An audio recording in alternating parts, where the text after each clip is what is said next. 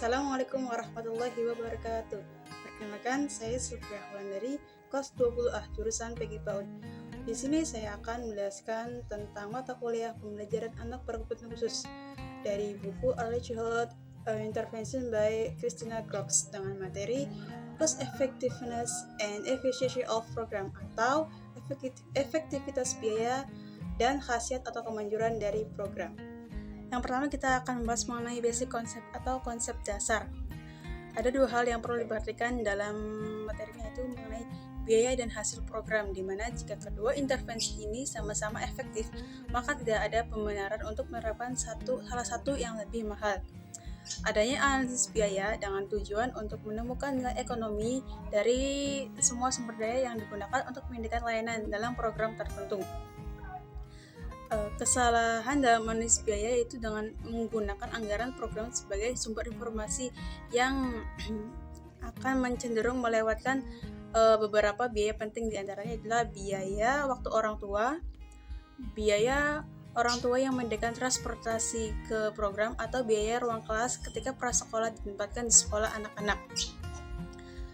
Banyak analisis biaya yang menggunakan model biaya sumber daya yang melibatkan perkiraan biaya untuk semua sumber daya program. Pendekatan ini membutuhkan deskripsi lengkap dari semua komponen program, termasuk personel, persediaan bahan, peralatan, transportasi, dan fasilitas. Sumber daya lain yang lain seperti menggunakan sukarelawan dari waktu orang tua juga harus dimasukkan dalam biaya. Identifikasi sumber pendanaan, baik EI dan ECSI, didukung oleh berbagai sumber pendanaan, termasuk berbagai dana federal bersama dengan dana negara dan di beberapa tempat dana lokal.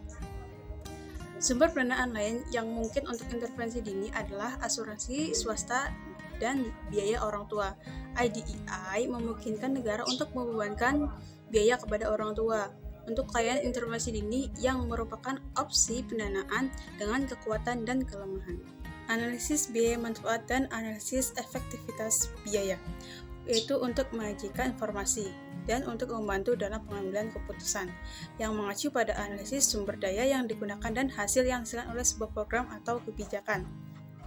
Dengan target adalah untuk memberikan informasi tentang apakah program, layanan, dan praktik membuahkan hasil secara ekonomi, apakah ada hasil positif yang bertahan lama bagi anak-anak dan keluarga mereka, dan apakah penghematan lebih besar daripada biayanya. Salah satu tantangan dalam analisis biaya manfaat adalah kesulitan dalam menerapkan nilai moneter untuk beberapa hasil. Sebuah studi cost effectiveness atau studi efektivitas biaya dirancang untuk melihat intervensi dalam situasi kehidupan nyata dan membahas apakah intervensi berhasil ketika diimplementasikan dalam program saat mereka beroperasi dalam kehidupan sehari-hari. Efficiency studies atau studi kemanjuran memeriksa apakah intervensi, praktek, atau program dapat bekerja dalam situasi ideal dan sangat terkontrol, di mana intervensi diimplementasikan sebagaimana dimaksud oleh praktisi atau peneliti yang sangat terlatih dalam prosedur tersebut. Kedua jenis studi ini penting untuk memahami dan mempromosikan hasil yang lebih baik untuk anak-anak dan keluarga. Analisis efektivitas biaya dapat menggunakan data dari studi kemanjuran atau efektivitas tergantung pada apakah data hasil dikumpulkan dan diimplementasikan terkontrol atau implementasi dalam program dunia nyata. Yang kedua, kita akan membahas mengenai analisis ekonomi tentang program untuk anak-anak kecil yang beresiko terhadap lingkungan. Tahun 1999, Akademi Ilmu Pengetahuan Nasional mengadakan panel nasional untuk mempertimbangkan ilmu di balik gagasan bahwa tahun-tahun awal kehidupan sangat penting dalam meletakkan dasar bagi perkembangan optimal anak-anak bangsa. Beberapa rekomendasi panel adalah sebagai tanggapan terhadap kenyataan yang terdokumentasi dengan baik dan sangat disayangkan bahwa anak-anak yang beresiko lingkungan, terutama kemiskinan, cenderung memperoleh keterampilan dan perilaku baru pada tingkat yang lebih lambat daripada mereka yang lebih diuntungkan di tahun-tahun mendatang hingga TK. Sebuah badan penelitian besar telah menunjukkan bahwa program PAUD yang berkualitas tinggi dapat berhasil mempromosikan kesiapan sekolah anak-anak, terutama mereka yang tinggal di keluarga berpenghasilan rendah. Program untuk mengatasi kebutuhan berkembang anak-anak yang hidup dalam kemiskinan bukanlah ide baru, seperti Head Start yang dibuat pada tahun 1960-an berdasarkan bukti yang telah ada tentang kinerja sekolah yang baik untuk anak-anak miskin. Studi hasil longitudinal yang mengukur peserta program hingga dewasa menunjukkan bahwa manfaat yang dihitung lebih besar daripada biaya program, sambil meningkatkan prestasi akademik, sosial, dan pekerjaan jangka panjang, terutama untuk anak-anak dan keluarga berpenghasilan rendah, yang berada pada risiko terbesar untuk kesiapan sekolah yang buruk dan selanjutnya kegagalan sekolah.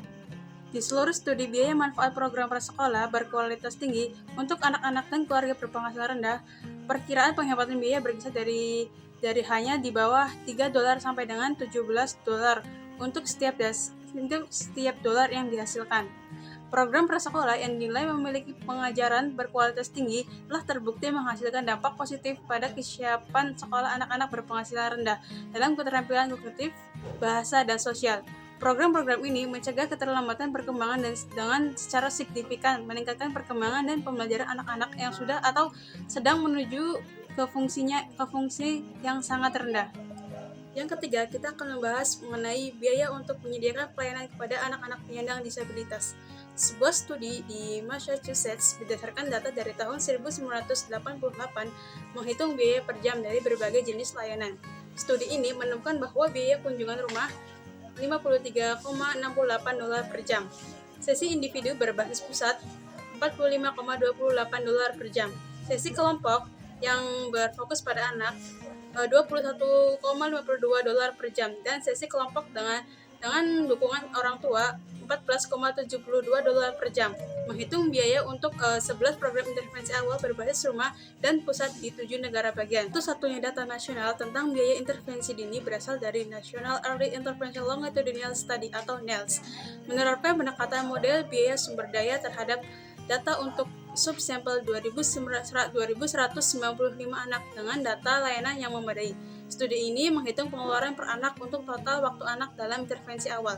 Pengeluaran total rata-rata untuk total rata-rata tinggal di intervensi awal 17,2 bulan diperkirakan $15.740 per anak atau $916 per bulan. NELS menemukan variasi substansial dalam pengeluaran untuk anak-anak dengan disabilitas yang berbeda. Pengeluaran bulanan untuk anak-anak dengan kondisi risiko adalah $549. Untuk anak-anak dengan keterlambatan komunikasi, $642. Untuk anak-anak dengan keterlambatan perkembangan, $948. Dan untuk anak-anak dengan kondisi terdiagnosis, sekitar $1.103. Dalam studi menemukan bahwa faktor-faktor dengan dampak terbesar pada biaya adalah durasi program dan fokus layanan atau diukur dalam jam per bulan, intervensi layanan, lokasi geografis, dan kontribusi sumber daya. Sekian presentasi dari saya, kurang dan lebihnya mohon maaf. Wassalamualaikum warahmatullahi wabarakatuh.